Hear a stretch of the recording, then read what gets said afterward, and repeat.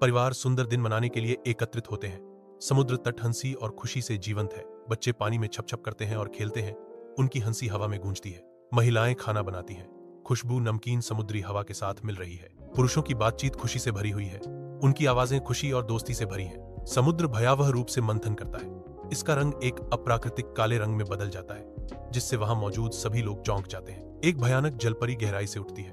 उसकी आंखें आग की तरह चमक रही हैं। उसके लंबे बाल गीले टपक रहे हैं। एक मरमेड चिल्लाती है। उसका हाथ एक युवक को पकड़ने के लिए आगे बढ़ा हुआ है। लोग चीखते और तितर बितर होते हुए दहशत फैल जाती है। कुछ जलपरी की पकड़ में आ जाते हैं। माँ अपने बच्चों को कसकर पकड़ती है। बढ़ते हुए अराजकता से डरकर भाग रही है। एक बहादुर लड़का एक लकड़ी की नाव में कूदता है। उम्मीद है कि जलपरी का ध्यान भटकाएगा। वह जोर से चिल्लाता है, जिससे दूसरों को भागने का ध्यान भटक जाता है। मछली जलपरी लड़के पर ध्यान देती है, जिससे दूसरों को भागने का मौका मिलता है। अन्य सुरक्षित रूप से भाग जाते हैं क्योंकि जलपरी लड़के का पीछा करती है। जलपरी समुद्र में लौट जाती है। लोगों के दिलों में डर की एक गहरी भावना छोड़ जाती है।